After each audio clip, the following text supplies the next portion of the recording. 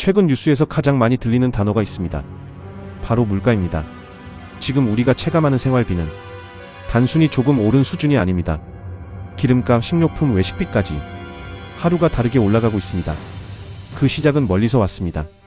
중동 지역의 긴장 상황이 길어지면서 국제유가가 다시 상승하기 시작했고, 이 영향이 그대로 한국으로 들어오고 있습니다. 문제는 여기서 끝나지 않는다는 점입니다. 유가가 오르면 운송비가 오르고, 운송비가 오르면 모든 물건의 가격이 올라갑니다. 결국 우리가 마트에서 사는 물건 하나까지 전부 영향을 받게 되는 구조입니다. 그래서 지금 한국 정부도 더 이상 지켜볼 수 없는 상황에 들어갔습니다. 가장 먼저 검토되는 것은 추가 경정 예산, 즉 추경입니다. 추경은 쉽게 말하면 국가가 예상보다 돈이 더 필요할 때 추가로 예산을 투입하는 것입니다. 이 돈은 어디에 쓰일까요? 대표적으로는 유가 상승으로 피해를 받는 계층 지원, 소상공인 지원, 그리고 소비를 살리기 위한 정책에 사용됩니다. 하지만 여기서 중요한 포인트가 있습니다. 정부가 돈을 푼다고 해서 문제가 바로 해결되지는 않는다는 것입니다. 왜냐하면 지금 물가 상승의 원인은 국내 문제가 아니라 글로벌 변수이기 때문입니다. 그래서 정부는 또 다른 카드도 준비하고 있습니다. 바로 유류세 조정입니다. 유류세는 기름값에 포함된 세금입니다. 이 세금을 낮추면 주유소 가격이 일정 부분 내려가게 됩니다.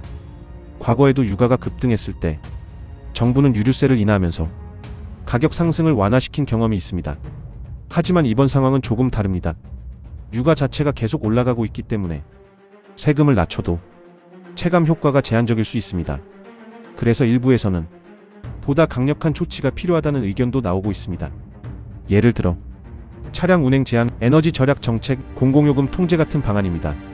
하지만 이런 정책은 생활 불편을 동반하기 때문에 쉽게 결정하기 어려운 문제입니다. 지금 상황을 정리해보면 정부는 세 가지 방향으로 움직이고 있습니다. 첫째, 추경을 통해 직접적인 지원을 늘린다. 둘째, 유류세 인하로 기름값 부담을 낮춘다.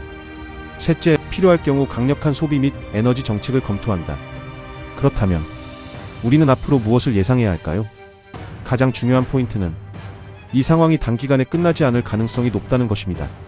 만약 중동 긴장이 계속된다면 유가는 쉽게 떨어지지 않을 것이고, 물가 역시 지속적으로 압박을 받을 수 있습니다. 이럴 경우 정부는 더 큰 규모의 정책을 꺼낼 가능성도 있습니다. 그리고 그 영향은 우리 일상에 직접적으로 나타나게 됩니다. 세금, 공공요금, 생활비 모두 연결되어 있기 때문입니다.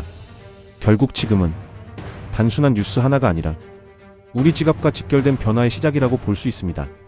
그래서 지금 가장 중요한 질문은 이것입니다. 정부의 대응이 이 물가 상승을 막을 수 있을까요? 아니면 우리는 더 긴 인플레이션의 시간을 버텨야 할까요?